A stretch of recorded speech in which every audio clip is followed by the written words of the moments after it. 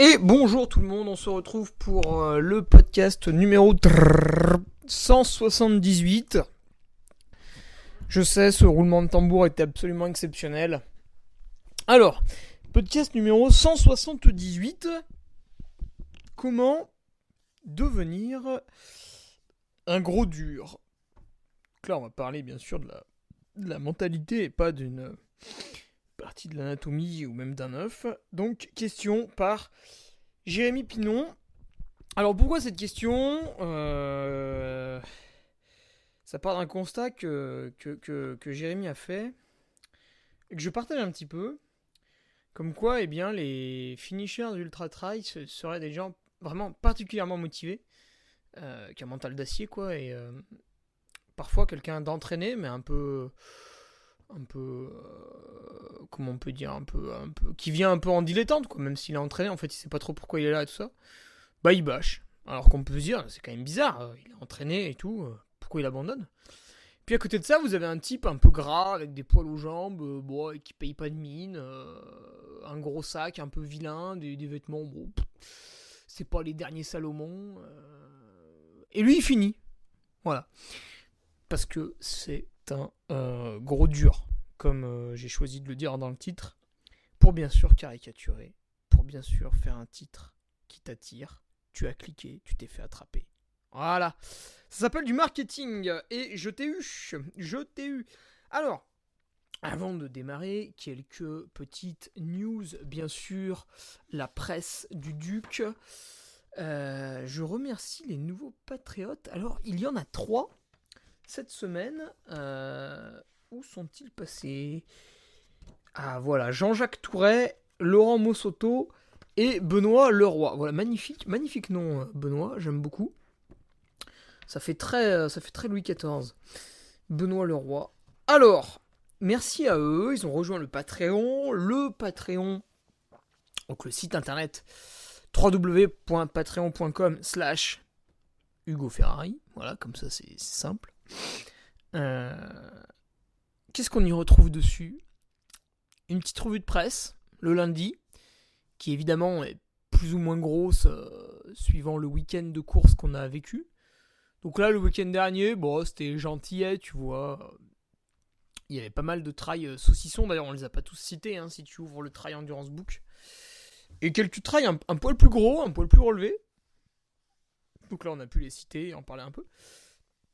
Et il y a eu des coureurs un peu élites, etc., qui ont couru à droite à gauche pour se préparer pour les grands événements. Donc attention, les revues de presse prochaines vont traiter, qu'est-ce qui va se passer? Il va y avoir la Maxi Race. La Maxi Race, il y aura un sacré monde. Il y a quand même une très très grosse interrogation au niveau de la météo, parce que pour ceux qui vivent pas en Savoie ou de Savoie, vous allez débarquer fin octobre à Annecy. En fait, vous allez voir, ça peut très très mal se passer. J'espère que vous aurez une belle météo, sinon vous allez souffrir, et évidemment je vais regarder ça de loin, de l'œil du montagnard qui regarde le mont Chu qui débarque, tu vois. Et en général, on rigole bien. Sur ce Patreon, tu retrouveras tous les vendredis un article de qualité. Alors là, on s'est amusé les 2 derniers vendredis à faire, à demander à des ostéopathes le point de vue qu'ils ont sur leur pratique, et puis sur si c'est utile pour un trailer ou non. Bon, cette question est quand même assez vite répondue. Alors j'ai fait 2 versions. Il y en avait une qui était version article à lire. Je sais qu'il y en a beaucoup qui sont feignants sur le Patreon. Et donc la deuxième version était une version audio. Bon, j'ai eu moins de retours, mais mais je la trouvais vachement mieux, moi, cette version audio. Bref.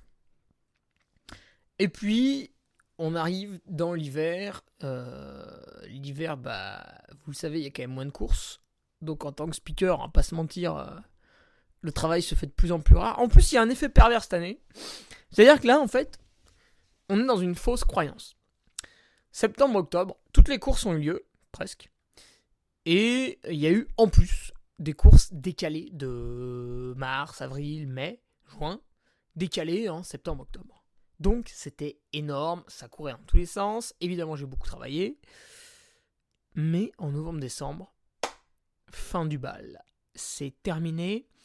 Toutes les petites courses locales, style 10, 15, 20, 30 bornes, un peu en mode course à saucisson. À la fin de la course, on arrive. L'arrivée, c'est la porte du gymnase. On fait un repas de seigneur à l'intérieur. On tape dans le dos du voisin. On rote hyper fort en faisant chabit. Et puis, on passe un bon moment. Ça, c'est fini. Voilà, ça n'existe plus. Toutes les organisations qui faisaient ça ont jeté l'éponge parce qu'on leur met tellement de contraintes sanitaires dans les pieds qu'ils savent plus quoi envoyer au préfet.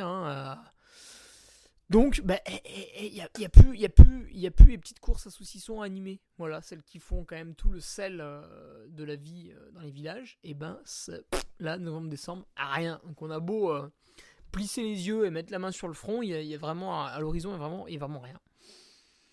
Donc, j'aurai du temps libre. Donc, je vais développer quelques trucs sympas que j'ai en tête là pour le Patreon. Que j'ai noté tout au long de l'année, que j'avais pas le temps de.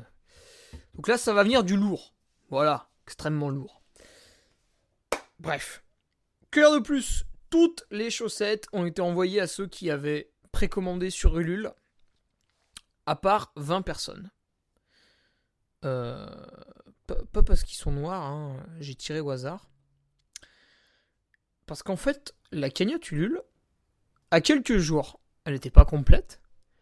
Donc, j'ai eu un petit coup de stress parce que si elle n'est pas complète, Ulule, on est dans la Suisse allemande. Si c'est pas complet, c'est annulé. Voilà. Et par contre, je peux pas y toucher. Donc, ce qui fait que quand elle s'est complétée, elle s'est surcomplétée. Parce que le truc autorise à dépasser la cagnotte, en fait. Et du coup, malheureusement, 20 personnes se sont retrouvées le bec dans l'eau parce que je manquais de paires de chaussettes. Alors, en fait, c'est aussi le jeu des tailles. Parce que si tu veux, des 35-38, il m'en reste une valise. D'ailleurs, si vous en voulez, faites-moi signe. Je vais les mettre sur mon site internet. Mais les 43-46 et les 39-42 ont totalement disparu. Donc, évidemment, je vais refaire une très très grosse commande, vu que ça a plu. Maintenant, voilà, c'est bon, on arrête de tergiverser, on est parti. Mais voilà, 20 déçus. Alors, comment j'ai fait ? En fait, je me suis posé la question. Je me suis dit, tiens, à qui je l'envoie pas ? Alors au début, je me suis dit, à ceux qu'on commandait en dernier. Puis après, je me suis dit, c'est quand même un peu salaud. Les mecs, ils ont fait l'effort pour que la cagnotte elle atteigne l'objectif, de commander dans les derniers moments, etc. Puis je me suis dit, mais en même temps, je vais pas ne pas envoyer au premier parce qu'eux, ils m'ont fait confiance dès le début. Donc ça m'a pris la tête. Et du coup, j'ai fait un truc qui marche vachement bien. Quand on ne veut pas se poser de questions, j'ai mis des numéros à tout le monde. Non, c'est pas un camp d'extermination de juifs. J'ai mis des numéros à tout le monde et j'ai fait sur mon ordi un tirage aléatoire. Et du coup, il y a 20 personnes. Sous le nez, les chaussettes. Voilà. Et ça, c'est génial, le hasard, parce que, du coup, ça peut pas être injuste, c'est pas possible. Voilà, vous appartenez à un numéro, il a été tiré au sort. Paf ! Bref. Bon, on rigole. Donc, elles vont arriver, le temps d'en refaire. D'autant plus que malheureusement, en fait, à chaque fois que je fais une connerie, je me fais toujours. Tu sais, il y a toujours une surenchère. J'appelle le commercial de la chaussette. Je lui fais, il faudra en refaire et tout. Il me dit, mais pourquoi ? Je lui dis, écoute, les gens ont tout acheté, ils adorent et tout. Même ceux qui ont reçu, ils m'ont dit c'était génial. J'en ai plus. Et là, il me dit, quoi ? T'en as déjà plus ? Je lui dis, ouais, du coup, j'aimerais bien en refaire. On peut relancer quand là, cette semaine, la semaine prochaine. Puis il me dit non, on peut pas là, on est en train de tricoter toutes les chaussettes pour le ski. Donc on va attendre un bon mois de décembre, malheureusement. Évidemment, tu me connais, s'il y a un petit trou sur la chaîne de prod, là on s'engouffre dedans et on lance. Donc patience. Je vais les mettre sur mon site internet. Pour ceux qui veulent commander des 35-38, bon là, ça va régaler, il y en aura dans tous les sens. Et pour ceux qui veulent des tailles plus grandes, faudra attendre décembre ou janvier, ou alors coup de bol peut-être un peu avant. Mais ce que je vais faire encore un peu mieux. Je vais regrouper que sur 2 tailles. Donc il y aura du 40-41, il y aura du 42-43, 44-45, etc. Donc vous allez avoir un produit normalement encore plus évolué. Je m'en occupe, je mets ça sur le site internet. L'antre du duc. Putain, quand j'ai dû expliquer à ma conseillère, enfin la conseillère à la banque. Oui, la conseillère bancaire. Oui, oui, c'est ça. Quand j'ai dû lui expliquer qu'il fallait ouvrir un compte pour mettre les recettes liées à du e-commerce et qu'elle a voulu aller voir le site et que je lui ai éplé l'antre du duc. Donc, faut imaginer une banquière. Voilà, enfin, bien habillée, etc. Une citadine, quoi, tu vois. Puis là, toi, t'es en survêt en face, et tu lui expliques qu'il faut qu'elle aille sur https://l'entreduduc.fr. Et là, elle ouvre un truc ultra... j'ai perdu le mot. Ultra mégalo, tu vois. Et elle est choquée. Elle est choquée de voir que ça marche. Alors elle le montre pas parce qu'elle est en rendez-vous client, tu vois, elle peut pas faire mais elle est choquée. Je l'ai senti dans son regard. Mais bon, on a bien rigolé. Donc voilà, je mettrai les chaussettes sur le site internet. Que dire de plus? Eh ben, ce week-end, petite animation. Alors ça, c'est certaines de mes préférées. Petit trail, voilà, 10 et 20 km. Trail de Santalé. Ah, il y a un 5 km aussi cette année. Tac, tu viens. Petite sono posée sur une table un peu bancale. Un son hasardeux. Et c'est parti. Départ des courses toniques qui vont vite. Voilà, 8h midi, bim bam boum, on fait les podiums, on range, on mange une petite crêpe au Nutella pour faire plaisir aux sous des écoles, et on est reparti à la maison. Ça, c'est les meilleures animations. Donc, trail de Santalé, écoutez, si vous êtes dans la périphérie lyonnaise, plutôt au sud, venez, Saint-Hilaire-de-Brenne, je sais plus comment on dit. C'est un petit trail local, ça mérite d'être soutenu. C'est un peu ce que j'ai fait le dimanche dernier. Je me suis inscrit à la Sépienne. C'est pareil, c'est un petit trail local, un peu plus montagneux. Du côté de Saint-Jean-de-la-Porte. Mais en fait, à aucun moment, j'ai cassé les pieds aux organisateurs à leur dire « Ouais, machin, et vas-y, tu peux m'inviter et tout. » J'y suis allé comme ça, de mon propre chef. Parce que, qu'est-ce que je voulais faire ? Je voulais bosser des bonnes séances bien courtes et toniques pour les Templiers. Et là, je me suis dit, un petit trail local dans la région Auvergne-Rhône-Alpes, en général, on n'est jamais déçu, il y a toujours un bon petit niveau, ça va cartonner, on va pouvoir y aller. Et c'était le cas. Donc je vous encourage à aller participer à tous ces petits trails autour de chez vous, en octobre, novembre, décembre, janvier. Parce qu'il n'y en a pas beaucoup. Et si vous n'y allez pas, chaque année, il y en aura un peu moins. Parce que, autant les gros événements, voilà, ils y vont, il y a les gros moyens, les territoires, les départements, les régions, ils mettent du pognon dedans pour que ça ait de la gueule, qu'il y ait des belles images, etc., pour promouvoir le territoire. Autant là, vous êtes sur une épreuve saucisson. Ça tient juste parce que le maire, il a débloqué une enveloppe de 500 €, c'est tout. Et vous avez 2 passionnés qui sont allés chercher 10 bénévoles, et voilà, ça tient comme ça. Et ils sont là pour vous faire découvrir un parcours autour de leur village, pour ensuite manger un bout de tome, de saucisson, et puis mélanger ça avec un carreau de chocolat, parce qu'en fait, on a faim. Il y a une petite buvette, mais ça sert à filer un peu d'argent aux gamins pour aller en classe verte, etc. C'est ça, le petit trail local. Donc là, il faut y aller, là, comme ça, là, de butant, c'est à 20 minutes de chez vous. Banzai, vous amenez votre femme, votre mari, vous amenez un copain, vous remplissez la voiture, et boum, petite course, quoi. Vous êtes prêts, vous n'êtes pas prêts, on s'en fout, vous faites 2 jours de repos avant, c'est bon. Petite course tonique, quoi, voilà, on y va, quoi. Et 10 bornes, et c'est bon. Donc voilà, je ne peux que vous encourager à aller tout au long de l'hiver sur ces petites manifestations. Je vais moi-même, en novembre, j'en ai noté tous les week-ends, là, tu vois. Vous me prenez pas au micro pour animer, je vais aller courir. Voilà, vous l'avez cherché, voilà, je vais faire toutes les courses. Sinon, niveau course, justement, là, de manière quand même un tout petit peu plus sérieuse, je vais faire l'Endurance Trail des Templiers. Alors là, c'est un petit peu différent, ça fait quand même 108 km, hein, le morceau, là, 108,5 même, d'ailleurs, c'est vrai. Donc j'y vais quand même un tout petit peu préparé, hein. Si tu me suis sur Strava, si tu as vu passer quelques publications Nolio, ça fait toujours rire, c'est les programmations de l'entraîneur, sur l'application Nolio. J'ai quand même passé quelques séances intéressantes. pour les Templiers, enfin l'Endurance Trail des Templiers. Donc je pense que ça va bien se passer. Ce sera peut-être mon dernier objectif. Après, je réfléchis à faire quelque chose fin novembre, début décembre, un petit peu gros, tu vois, un petit peu conséquent, 80-100 km encore une fois. Mais pour l'instant, je suis pas hyper fixé quand même. Bref, allons-y pour la question comment devenir un gros dur sans fumer du hashish et mettre des mandales à tout le monde dans la rue. Donc, Jérémy me dit, il faut être bien entraîné, bonne hygiène de vie pour être finisher ou faire un bon chrono sur ultra. Voilà, globalement, il faut s'intéresser un peu à tous les aspects autour de l'entraînement aussi. Mais il faut surtout être un dur au mal. Eh bien, Jérémy, oui, tu as raison. Tu as 100 fois raison. En fait, souvent, vous avez des coureurs... Alors, bon, excluons le débutant. Mais souvent, vous avez des gens, ils vont préparer un ultra-trail.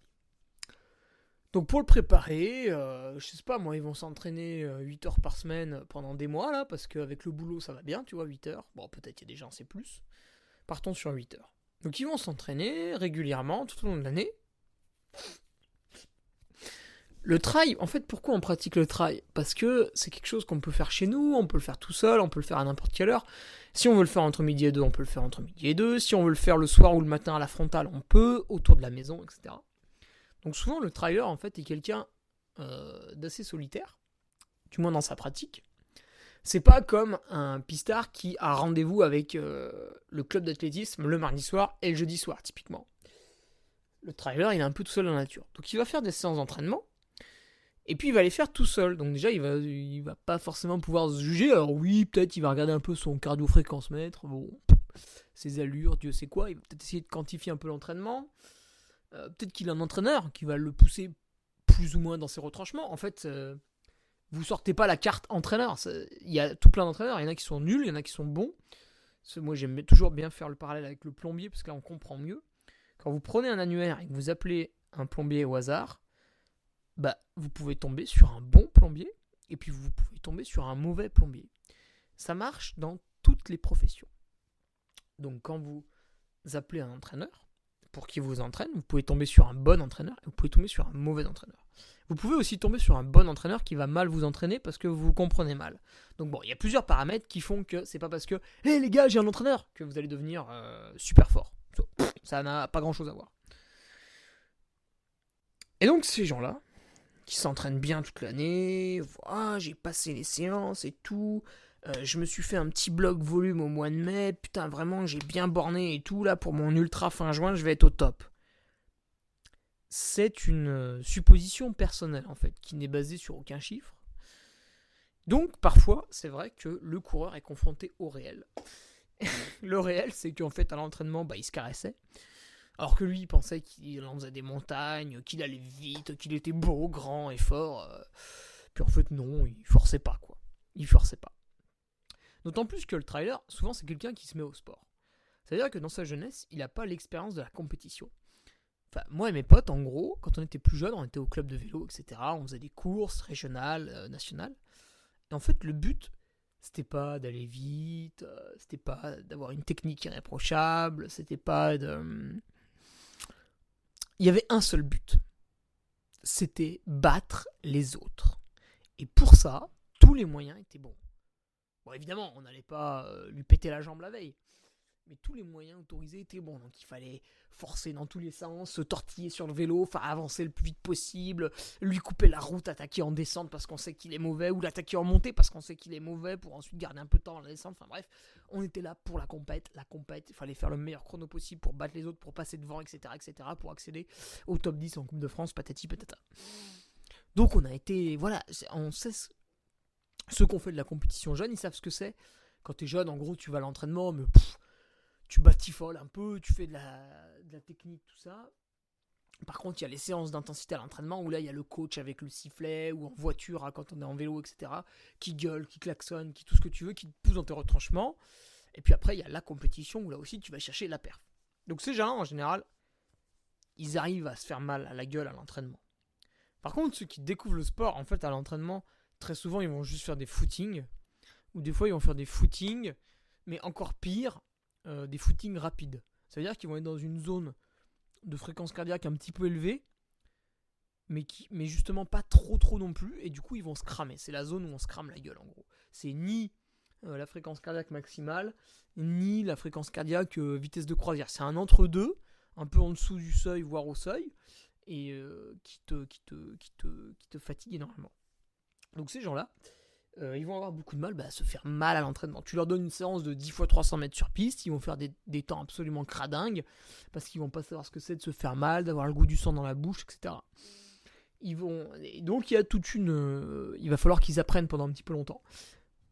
Le problème, c'est que si cette personne elle reste toujours dans son coin toute seule, en fait, elle sait pas ce que c'est la difficulté à l'entraînement.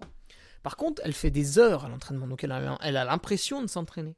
Et après, elle arrive en course et elle découvre que c'est difficile. Donc là, elle est choquée et elle abandonne. C'est ça qui se passe.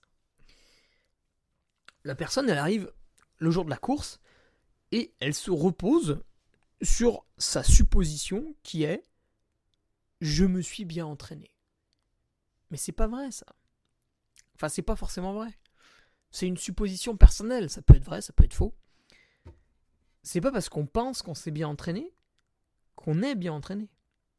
Et encore une fois, encore pire, peut-être qu'on est bien entraîné, peut-être qu'on est en forme, et du coup on se dit « ah bah je suis entraîné, je suis en forme ». Du coup sur mon ultra, je peux partir vite, je peux oublier de boire pendant 1 heure, je peux ne pas manger pendant 3 heures, etc. Enfin faire tout un tas de conneries. Bah pas du tout. En fait, si vous arrivez au départ de votre ultra en étant suffisamment entraîné, c'est très bien. Déjà, vous avez fait quand même un grand pas. Mais tout reste à faire. Du kilomètre 0 à la ligne d'arrivée. Donc c'est pas parce qu'on est bien entraîné qu'on réussit son ultra. Par contre, on est bien entraîné, ok, on a pas mal de chances de réussir son ultra. Maintenant, il faut être présent le jour J. Donc il faut avoir bien dormi les jours d'avant, parce que sinon d'un coup on va se retrouver dans une panne d'énergie le jour de la course. Et pendant la course, il faut se secouer les puces aussi. Il faut pas être là en train de courir et à se dire « ah mais ça va, je me suis bien entraîné et tout. Ah non, mais c'est bon, moi je me suis bien entraîné. Ouais non, mais c'est maintenant là, faut y aller là. Ok, là t'es en course là, donc on y va, là, hein. Ok, c'est plus trop le temps de traîner. » Donc c'est ça en fait. Il faut, même si on s'est entraîné avant, il faut garder à l'esprit que quand le speaker vous donne le départ le jour de la course, ça y est, vous y êtes, le vrai moment, c'est maintenant. Tout ce que vous avez fait en amont, c'était un peu les préliminaires, tu vois. Et là, maintenant, ça y est, on y est. Ça y est, le départ a été donné, on y va. Là maintenant, on force. Mais pas avant. Enfin si, mais pas pareil, quoi. La souffrance, voilà, la souffrance. Disons, la concentration que j'ai tout au long de l'UTMB, qui n'a d'ailleurs pas duré tout le long de la course cette année, ce serait vous mentir. Mais la concentration que j'essaie d'avoir tout au long de l'UTMB, la volonté d'avancer malgré les douleurs, la fatigue, le manque de sommeil, je ne le fais que ce jour-là. Le reste du temps, je le fais par petite partie. Voilà. Une fois, je suis allé faire un entraînement nocturne. Quelques fois, je fais des entraînements à vitesse élevée. Enfin, des petites choses comme ça. Mais des fractions, des fragments. Par contre, le vrai effort difficile, c'est le jour de la course. C'est pas l'entraînement. On fait pas un entraînement plus dur que la course. C'est pas vrai, ça n'existe pas. Enfin, sauf quand on regarde Rocky, parce que voilà, il y a une petite partie de romance. Il y a un petit, faut que le spectateur, il en ait un peu pour son argent. Mais c'est juste la course que c'est dur. Donc le gars qui arrive au départ, qui se dit ouais, mais moi c'est bon, je me suis entraîné aujourd'hui, ça va être facile. Il a quand même de grandes chances d'être déçu. Parce que non, ça va pas être facile. Non, sans borne, non, en fait c'est pas facile. Tu vois, même tu vas voir Dan, là, tu tends le micro, tu fais François, c'est facile ou pas de courir sans borne? Là il te fait ouais, écoute, pas tant que ça en fait, c'est pas si facile, c'est toujours dur, il faut s'impliquer, machin. Non, c'est pas facile. Ah oui, si t'es bien préparé, oui, pendant 50 bornes, c'est peut-être un peu facile. Puis après, les problèmes, ils arrivent.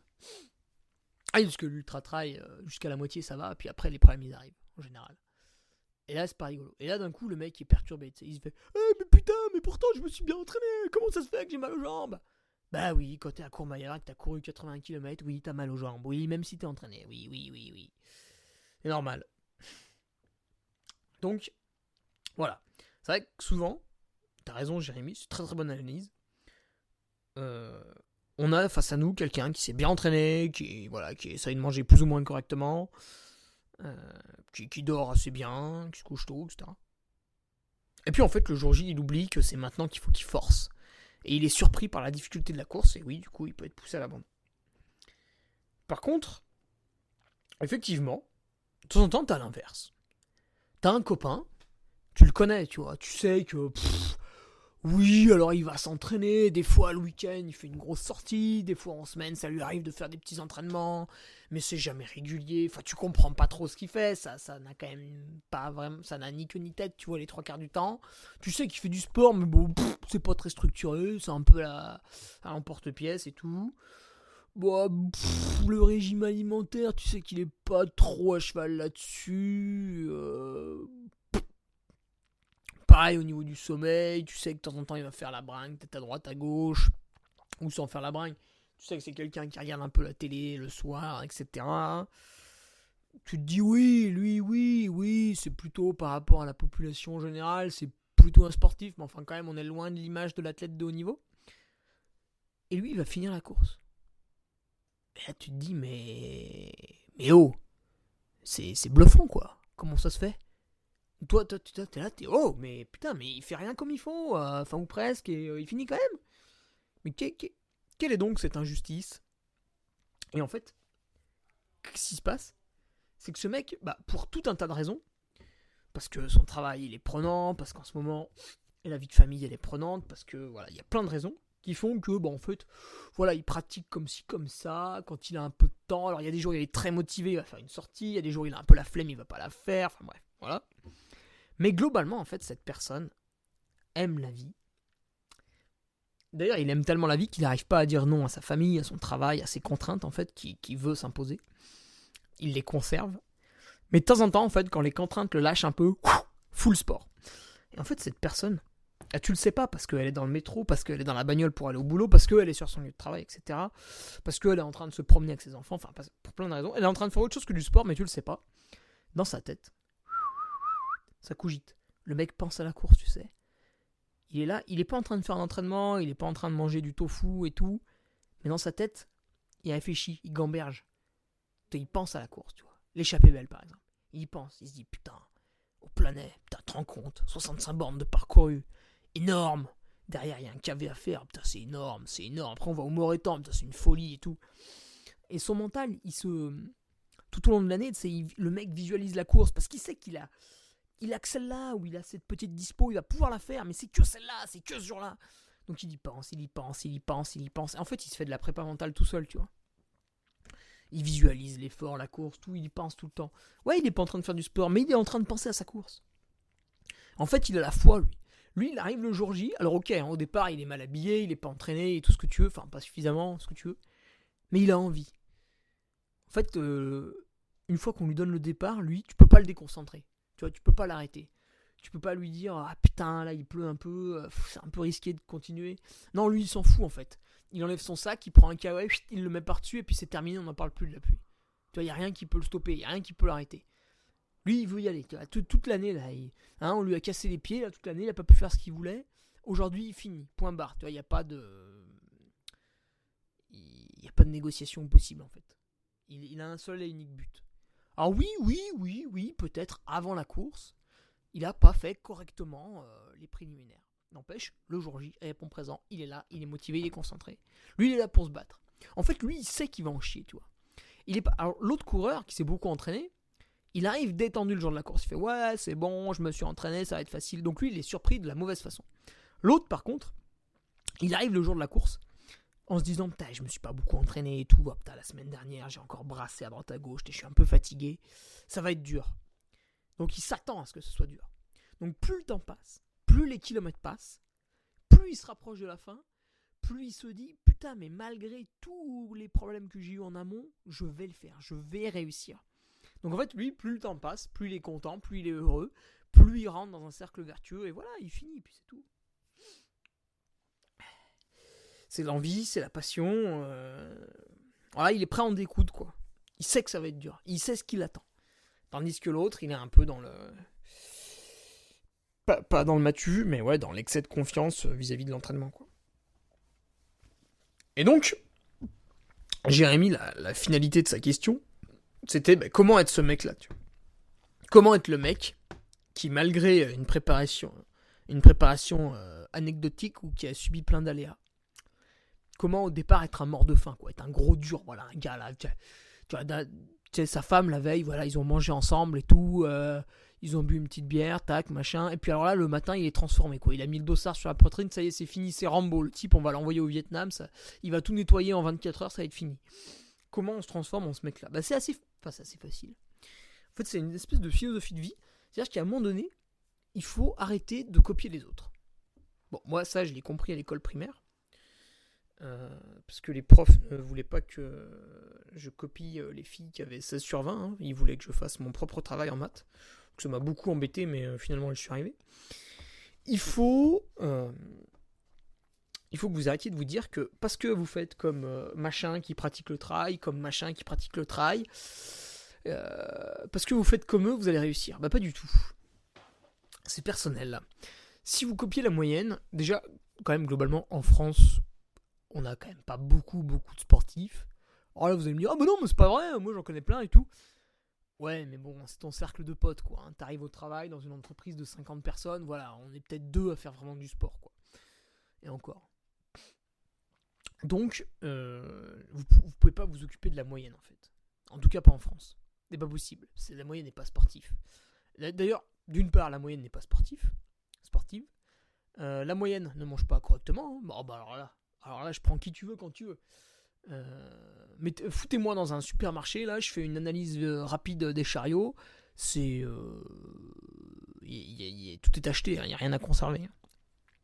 Je le sais, je fais quand même une fois par semaine les courses en grande surface. T'arrives à la caisse pour faire payer des trucs. C'est limite, le caissier te regarde bizarrement parce que t'as des légumes, puis t'as des trucs un peu chelous, tu sais, t'as de la graisse de coco et tout là dans ton chariot. Lui il se dit putain, mais c'est quoi ça ? C'est réservé aux bonnes femmes de 55 ans d'habitude. Pourquoi il achète ça, ce mec de 30 ans là ? Pourquoi il a pas des saucisses et du pain ? Il comprend pas, tu vois. Donc voilà, déjà il faut s'écarter de la moyenne. Si vous voulez réussir votre course, faut vous dire. Et puis la moyenne, quand tu regardes les gens dans la rue, tu sens pas qu'ils ont envie. Mais pas forcément de faire du sport, de faire quoi que ce soit en fait. C'est des gens un peu mous.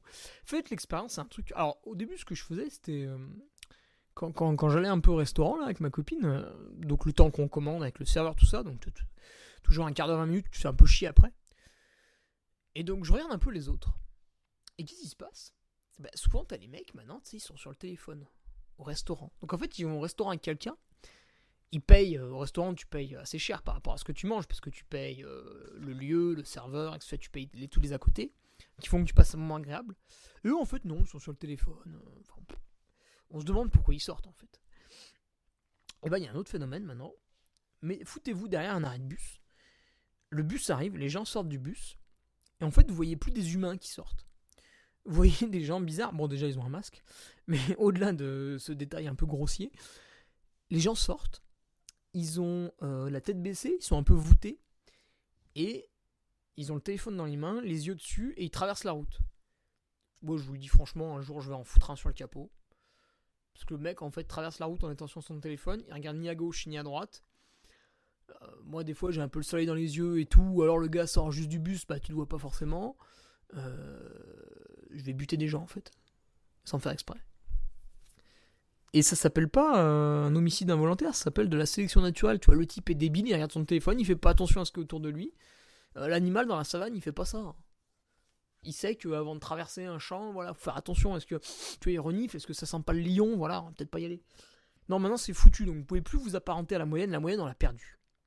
Donc voilà, vous êtes un peu, vous sentez, vous êtes un peu différent des autres. De toute façon, déjà si vous courez 3 fois dans la semaine, vous êtes vraiment différent des autres. Et il faut faire de cette différence une force. Vous voyez ce que je veux dire ? Faut vous lever le matin, vous regarder dans la glace et vous dire putain, mais moi je suis un concurrent. Je suis un seigneur, tu vois, je suis une bête féroce. Plutôt que de vous dire ah putain, il y a mon patron encore me faire chier aujourd'hui, parce que si, parce qu'il y a là. Limite, tu te regardes dans le miroir, puis t'as envie de te mettre un coup de boule, à toi-même en fait, tellement t'es vénère le matin quand tu te réveilles. Tellement quand tu te réveilles, d'un coup, tu sais, t'as une pression artérielle, poum, qui monte en flèche là. Tu poses la jambe hors du lit, la cuisse se contracte, tu regardes un peu ta cuisse, tu fais putain quel beau muscle et tout. Voilà, c'est comme ça qu'on a une confiance en soi, qu'on veut aller au bout des choses. T'arrives au départ de la course, t'es pas un mollusque, t'es pas mollasson, t'es pas mou, t'es là, tu es putain mais cette course, mais je vais la finir. Et en fait, il y a pas d'autre issue. Tu vois, faut pas que tu te dises ah ouais, mais à tel kilomètre, il y a peut-être la navette qui peut me ramener, ah ce serait pas mal parce que comme ça ma femme elle attend pas trop. Mais non, mais on s'en fout ça, il y a pas de navette, il y a rien du tout, il y a pas d'abandon possible. C'est fini ça. Faut surtout pas prendre son téléphone pour appeler les secours, c'est une grosse erreur ça. Parce que du coup, qu'est-ce qui se passe? Ah bah oui, vous les appelez, du coup les secours, oui, bah oui. Oui. Tu vois, quand je me suis pété la rotule à La Réunion, bon, ça fait mal, hein. Quand tu cisailles ton os en deux, ça fait mal. Ben, j'ai marché 25 bornes avant de me faire évacuer. Parce que, bah, évidemment, je n'avais pas de téléphone. Je m'en foutais complètement. Et là, vous allez toujours avoir un type qui est absolument désespérant. Donc, lui, bah, déjà, la moyenne, on la récupérera jamais, mais lui encore moins. Le gars qui va vous dire ah ouais, mais si ça aurait été plus grave, t'as toujours un mec qui réfléchit comme ça. On s'en fout. Putain. Faut y aller, quoi. Tu vois, bon, à la limite, prenez quand même le téléphone. C'est vrai qu'on sait jamais. Mais ce que je veux dire, c'est la philosophie, c'est voilà, je ne songe pas en fait à l'abandon. En fait, je songe pas à l'hypo, je songe pas à la soif, je songe pas à rien. J'ai un plan. J'arrive sur la course, j'ai un plan. J'ai un plan alimentaire, j'ai un plan. Je sais que toutes les heures, je bois une gourde. Toutes les heures, je mange une barre. Ça, c'est une base qui fonctionnera toujours. Après, on peut pinailler sur les apports. Mais ça, c'est une base qui fonctionnera toujours. Donc, c'est un plan simple que tout le monde a en tête. Mais vous vous dites pas ah ouais, là, peut-être, ça va être dur, je vais arrêter. Ou peut-être les conditions météo. Oh là là là là, ça va être difficile, il va faire froid. Non, vous regardez la météo comme ça, vous faites ah, il va faire froid. Ah bah, je prends un pull. Hop, problème réglé. Voilà, tac, terminé, on tergiverse pas, il n'y a pas de. Tu vois, il n'y a pas de je lève la main pour poser la question. Est-ce qu'il faut un pull plus ou moins chaud, etc. Non, on s'en fout. Non, c'est déjà trop. Il y a trop de réflexion déjà. Faut y aller, faut être au combat, quoi. Quand vous partez. De toute façon, quand vous partez pour un 100 miles, déjà le sport santé, vous l'oubliez, hein, on n'est plus dedans là. Et donc vous partez pour un combat, en fait, un combat contre vous-même. Parce que oui, à un moment donné, vous allez souffrir. Vous le savez. Mais vous y allez avec la tête haute. Voilà. C'est pour ça que moi j'aime bien tous les films un peu moyenâgeux et tout. C'est parce qu'à un moment donné, il y a l'armée. En fait, souvent dans ces films-là, qu'est-ce qui se passe? Vous avez un peuple au demeurant sympathique, puis il se fait opprimer par des immondes connards, là. Je sais pas, le roi noir, machin, bidule, le gros riche qui opprime le petit peuple de villageois et tout. Et vers la fin du film, en général, les gens se rebellent un peu. Et vous avez une petite armée un peu voilà, qui paye pas de mine et qui fait face à l'envahisseur gros terrible. Et en fait là d'un coup les mecs, au moment où tu te dis bah c'est bon, là ils vont abandonner, quoi, y a rien à faire. Les types d'un coup ils se lèvent, tac, ils sortent l'épée comme ça, ils sont torse nus, en face ils ont des armures, et puis ils disent oh, je me battrai jusqu'à la mort et tout, et ils se barrent en courant, ils chargent face à l'armée, face à leur destin et tout. Et en fait les autres sont déstabilisés parce que face à eux il y a tellement d'envie, il y a tellement de testostérone qu'ils savent pas quoi faire, et du coup bah c'est la pagaille, ils fuient et tout, et les autres les massacrent alors que sur le papier ils étaient moins impressionnants, quoi. Et bah là c'est pareil, vous prenez le départ, en fait vous êtes là pour vous battre, vous n'êtes pas là pour faire un safari photo, voilà. Vous êtes là pour faire la course. Vous êtes présent. Hein, vous n'avez pas dans votre poche le dernier iPhone pour faire 3-4 vidéos, pour envoyer à ses copains et tout. Non, non, non, vous êtes là pour vivre l'événement pleinement. Vous êtes là pour passer, vous l'avez mis sur votre petit papier, le col de la Seigne. Vous y êtes jamais allé sur le col de la Seigne, mais vous savez que c'est un élément clé sur du TMB. Et là, d'un coup, vous entrez. Et là, d'un coup, vous êtes au pied du col de la Seigne. Vous dites, ça y est, c'était un fantasme pendant des mois. Et ça y est, mon rêve se réalise. Putain, je suis dedans, quoi. Je suis en train de monter le col de la Seigne. C'est incroyable. Je vais arriver au lac Combal. Là, dans votre tête, ça résonne, le lac Combal. Vous faites, oh, putain, c'est un ravito de l'UTMB. C'est énorme et tout. J'y arrive, j'y arrive. D'un coup, vous arrivez à Courmayeur. Et en fait, au lieu de vous dire, oh là là, j'ai déjà fait 80 km, je suis un peu fatigué. Ah putain, j'ai le mollet gauche qui tire. Mais non, vous vous dites, oh, putain, je suis à la base de vie de Courmayeur. Putain, mais c'est énorme. Et là, vous vous souvenez des films que vous avez vus. Jim Wamsley qui s'arrête là-bas, qui vomit. François Den qui mange un cornichon et qui repart en courant. Et vous êtes en train de vous imaginer des trucs complètement fous qui se passent à l'avant de la course. Et du coup, vous pensez plus à ah, j'ai mal, j'ai ci, j'ai là. Non, non, vous êtes dans l'action. Vous êtes en train d'avancer, quoi. Vous n'êtes pas en train de vous dire. Vous n'êtes pas en train de vous dire qu'est-ce qui va me ralentir, vous êtes en train de vous dire oh, putain, il y a ça à faire, il y a ça à faire, il y a ça à faire. Vous êtes dans l'excitation permanente, quoi. Une fois que vous sortez de Courmayeur, au lieu de vous dire oh là là, il y a 3 bornes de route, ah, c'est pénible, ah, c'est un peu raide, ah, je sais pas s'il faut que je mette les bâtons et tout. Mais vous vous en foutez, vous vous dites oh putain, ça y est, je suis en train de monter à Berton, c'est génial, j'arrive au refuge Berton, ça va être incroyable, le lever de soleil sur le Mont Blanc, ça va être absolument fabuleux. Et vous êtes toujours dans la suite, dans l'action, quoi. Donc voilà, mon petit Jérémy, je pense que je vais m'arrêter là parce que sinon je vais citer 36 fois Sylvester Stallone. Après, on va partir sur la bio d'Arnold Schwarzenegger et c'est à chaque fois Jason Statham, Liam Neeson, voilà. C'est des gens qui font des films de beauf. Bon, c'est vrai, c'est quand même des films de beauf. Mais quelque part hein, dans ces films, il y a une philosophie qui est véhiculée. Si. Mais j'ai toujours dit, Stallone, grand philosophe. Philosophe des Lumières, Stallone. Il y a toujours une petite philosophie de je me bats jusqu'au bout, je fais avec ce que j'ai dans les mains. Et j'y vais, quoi. J'y vais avec toute ma passion, avec toute ma volonté. Et ça, c'est un truc que les gens ont un peu tendance à oublier, parce que maintenant, il faut s'excuser de tout. Il faut avoir son noir de compagnie, hein, sinon vous n'êtes pas un bon Européen, vous êtes un raciste si vous n'avez pas votre noir de compagnie. Il faut encourager l'homosexualité. Tiens, d'ailleurs, il y avait Orelsan quelques années dans une chanson, il disait, bon, c'était un gars un peu provoque, et dans sa chanson, il disait bientôt, pour prouver que t'es pas homophobe, il faudra que tu suces des types. Et ben, on y arrive. Tout doucement, on y arrive. Qu'est-ce que j'ai vu ce matin? J'ai vu une news. Lego, l'entreprise Lego, retire les personnages genrés dans ses rayons. Donc maintenant, vous pourrez plus avoir un policier masculin dans Lego. Vous aurez, bon, je sais pas, vous aurez un truc un peu hybride.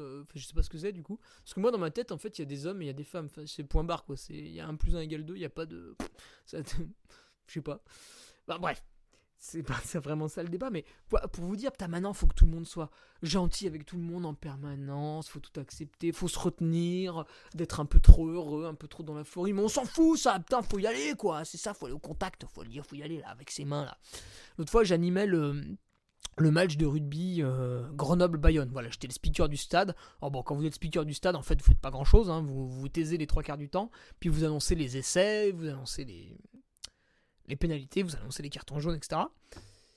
Et en fait, les rugbyman, déjà, je les ai vus, hein, donc physiquement, par rapport à moi, c'est pas tout à fait le même gabarit. Et les mecs, ils vont sur le terrain et ils se mettent des énormes tampons dans la tête, des trucs où moi je le ferais, j'aurais plus de colonne vertébrale. Et ils se disent pas, peut-être je vais me blesser, peut-être je vais me faire mal. Ou alors, pire encore, le pire truc, je pense, c'est quand il y a un mec qui fait une chandelle. Donc pour ceux qui connaissent pas le rugby, d'un coup, l'équipe qui est un peu en défense, il y en a un à l'arrière, tape dans le ballon très très haut, très en avant. Il court parce qu'il n'y a que lui qui a le droit de rattraper le ballon, et l'équipe adverse. Il court en regardant le ballon, donc déjà, il voit pas où il court. Il regarde le ballon qui est en l'air, il voit pas ce qu'il y a devant lui. Et d'un coup, il saute pour attraper le ballon. Et en fait, à ce moment-là, qu'est-ce qui se passe? L'adversaire fait pareil. Donc il y a 2 types qui sautent en l'air en regardant un ballon. Et évidemment, une fois sur 2, ils se mettent un énorme carton. Il y en a un, il est assommé, il est par terre. Voilà. Et il faut que vous fassiez pareil dans votre course. Il faut que vous preniez le départ, que vous couriez. Et d'un coup, malheureusement, il y a un truc qui se passe et paf, vous êtes en PLS. Mais peut-être que vous êtes l'autre mec. Peut-être que vous êtes l'autre mec qui a couru pour attraper le ballon et qui l'a eu. Et qui a mis une PLS au type d'en face. Voilà. Donc faut y aller, quoi. Faut y aller avec toute sa rage, avec toute sa fierté, avec toute son envie, avec toute sa joie de vivre. Faut hurler son plaisir d'être là, quoi. Plutôt que d'être au départ en train de se dire ah putain, mes chaussures S-Lab Ground de Salomon 6, peut-être que j'ai fait une sortie de trop, il va manquer un demi-millimètre de crampon. Putain, mais on s'en fout, ça. Ça, c'est une réflexion de perdant, ça. Ça, vous irez nulle part avec ça. Si, vous irez au magasin pour en racheter. Alors qu'il y en a un, il est là, il est au départ, le mèche, il y a un trou dans le mèche. Le gars, il prend le départ, il y a un trou dans le mèche. Mais il s'en fout. En fait, il a même pas vu. Il a pas fait attention. Parce qu'il est focus. Il est là en train de se dire, ouais, ok, premier ravito, kilomètre 11,5. Putain, j'y suis dans 1h20. Dans 1h20, j'y suis là-bas. Je bois une flasque et je repars avec une flasque pleine et je mange une pâte de fruits. Et après, je passe au ravito 2. Et j'y penserai à ce moment-là. Et le mec, il avance comme ça, avec son mental, avec sa rage, avec son envie d'être à la fin, quoi. Et il se dit pas, oh là là, j'ai fait une tache sur mon pantalon, voilà. Donc voilà mon Jérémy. Bon, je vais m'arrêter là, parce que sinon, on va raconter n'importe quoi encore. Voilà mon Jérémy, il faut y aller, quoi, hein, à un moment donné, voilà. C'est un peu comme... je sais plus qui c'était. Allez, dernière anecdote, après j'arrête. Je sais plus qui c'était. Je crois que c'était un entraîneur que j'avais en vélo hein, quand j'étais junior ou espoir. Et on parlait des filles, parce qu'en vélo on fait que ça. Et d'un coup il me dit, je sais plus ce qu'il m'avait dit. Il m'avait dit, ouais non mais à un moment donné il faut y aller. Tu vois, il m'avait dit ça comme ça. Je me souviens un peu de la phrase exacte, mais j'avais été choqué quoi. Tu sais, moi je lui parlais de, ouais alors j'ai bien discuté avec elle là, cet après-midi, machin et tout. Et puis ceci, et puis elle m'a donné son numéro et tout. Puis je sais pas, un jour peut-être le mec était un peu fatigué parce que j'étais pas assez bon à l'entraînement ou j'en sais rien. Puis c'est un peu énervé contre moi, c'est sans raison. Et il m'a dit, ouais mais à un moment donné il faut y aller quoi. Et là, il m'a perturbé, tu vois. Et là, j'ai été choqué, j'ai été confronté au retour du réel. C'est le mec qui s'agace, qui perd son sang-froid. Et le mec qui te pousse à y aller, c'est un peu, t'es là. Voilà, c'est une autre philosophie. T'es là en train de. Tes potes t'ont fait un saut élastique, alors t'es là et le gars il t'a attaché et tout, il t'a briefé. Bon, maintenant c'est bon, c'est le moment de sauter. Puis t'hésites sur le mur. Et en fait, qu'est-ce qui se passe? Il y a un des potes, il prend un coup de sang et il te pousse. C'est très drôle. Bah voilà, c'est un peu pareil. À un moment donné, faut y aller quoi. Faut plus hésiter, faut plus penser au négatif, faut foncer quoi. Faut être une bête féroce. Faut s'imaginer sanglier, tu vois. Je suis sanglier. Je fonce, tête baissée. Je suis un raptor, je suis un tracteur, voilà, encore un truc phénoménal que j'ai vu. Je me doutais que ça chambre un peu dans les pelotons de vélo. Et Tim Declercq, donc pour ceux qui connaissent pas, Tim Declercq, c'est un cycliste professionnel dans l'équipe de Koenig Quick-Step, l'équipe de Julien Alaphilippe. Et Tim Declercq, souvent, que ce soit sur le Tour de France ou les autres grands tours, enfin ou même d'autres courses, c'est un équipier modèle. Donc le gars, il est là pour maîtriser l'échappée afin que son leader dans le final puisse remporter l'épreuve. Donc c'est Mark Cavendish, c'est Julien Alaphilippe, c'est Remco Evenepoel, c'est Fabio Jakobsen, etc. Un sprinter, un grimpeur, un puncher, bref, son leader du moment. Et donc Tim Declercq, pendant 100, 150 bornes, il est devant le peloton, il roule et il maintient l'écart avec les échappés. C'est un rôle ingrat qu'on voit jamais à la télé, c'est un espèce d'énorme taulier. Et en fait, le gars, ils l'ont surnommé, tiens-toi bien, ils l'ont surnommé El Tractor. Mais quand tes potes te surnomment El Tractor, t'as plus de limite en fait. Tu sais, le type, tellement c'est une armoire à glace, tellement il tracte le peloton, ils l'ont surnommé le tracteur. Mais c'est en se donnant un surnom aussi viril que ça qu'on a envie d'écraser tout le monde. Le mec, mais je me mets à sa place. Le gars, il doit être devant le peloton, il doit être en train de tirer 200 gugus dans sa roue. Donc lui, il roule à 45 km/h de moyenne, vent de face pendant 2-3 heures, tout seul, sans qu'on l'aide. À la limite, il y en a un, à un moment donné, il vient lui donner un bidon parce que voilà, il a un peu soif.